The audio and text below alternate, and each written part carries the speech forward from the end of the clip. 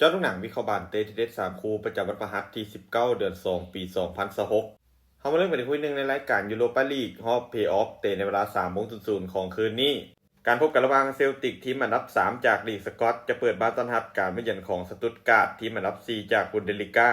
เซลติกมีฟอร์มการเล่นในช่วงหลังถือว่าดีหลายโดยเก็บชัยชนะได้อย่างต่อเนื่องจุดแข็งของทีมคือเกมบุกที่มีความจัดจ้านโดยเฉพาะเวลาที่เล่นในบ้านพวกเขามีความมั่นใจสูงเกมเพรสซิ่งมีความดุดันแต่ปัญหาคือเกมรับเวลาปะทะกับทีมระดับสูงจากลีกไงยังคงมีลุ้นให้เห็นในบางครั้งส่วนสตุตการ์ดฟอร์มดีบ่แพ้กันโดยชนะ4แพ้1จาก5เกมหลังสุดจุดแข็งของทีมคือเกมสวนกลับไว้มีผู้เล่นที่มีความไวและการจบสกอร์ที่มีความหลากหลายเกมนี้เซลติกพวกเขาได้เปรียบในเรื่องเสียงเสียและสภาพแวดล้อมจากการเล่นในบ้านส่วนสตุตการ์ดพวกเขาบ่เป็นรองในเรื่องคุณภาพผู้เล่นและมีรุ่นที่จะยิงประตูได้อย่างแน่นอนการคาดการณ์สกอร์ที่น่าจะเกิดขึ้นเซลติกจะเปิดบ้านเสมอกับสตุตการ์ดไปด้วยสกอร์2-2มานตอนที่2เตะในเวลา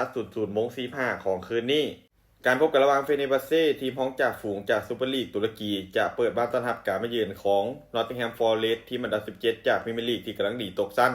เฟเนร์บัสเซ่มีฟอร์มการเล่นในช่วงหลังถือว่าดีหลายจุดแข็งของทีมคือการเล่นในบ้านที่เล่นได้อย่างแข็งแกร่งแฟนบานกดดันคู่แข่งได้ดีเกมบุกของพวกเขามีความหลากหลายต่อบานไว้ยิงไกลดีส่วนจุดอ่อนคือเวลาที่เปิดเกมบุกหลายเกินไปอาจจะเปิดพื้นที่ให้คู่แข่งลิ่นสวนกลับได้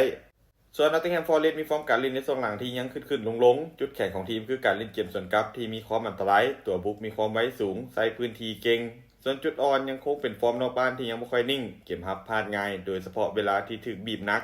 เกมนี้เฟเนร์บัสเซ่พวกเขาได้เปรียบในเรื่องการเล่นในบ้านมีฟอร์มการเล่นที่ดีรวมไปถึงบรรยากาศในสนามส่วนฟอร์เรสต์มีรุ่นที่จะยิงคืนได้แต่อาจจะยืนระยะได้ยาก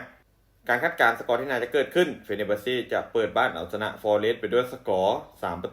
3-1มาตอนที่3อยู่ที่รายการเดียวกันเตะในเวลา3:00ของคืนนี้การพบกันระหว่างลิวทีมอันดับ5จากลีกฝรั่งเศสจะเปิดบ้านต้อนรับการมาเยือนของเฮดสตาร์ทเบลเกตทีมจากฝูงจากซูเปอร์ลีกของเซอร์เบีย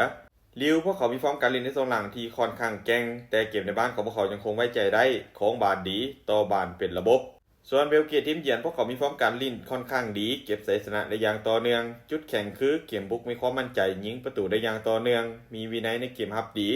เบิ่งจากภาพรวมลิวพวกเขาเหนือกว่าเล็กน้อยในเรื่องคุณภาพผู้เล่นบวกกับประสบการณ์ส่วนเบลเกตพวกเขามีฟอร์มที่กำลังฮอนแฮงอาจจะบ่มาอุดแน่นอน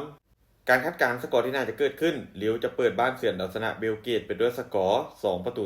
2-1สุดท้ายนี้ถ้าทุกคนสนใจแนวทางดีๆแบบนี้อย่าลืมกดไลค์กดแชร์ออกไปเพื่อเป็นแนวทางเพิ่มเติมและใครสนใจอยากลงทุนสามารถกดลิงก์ทางหน้าช่องได้เลยเด้อ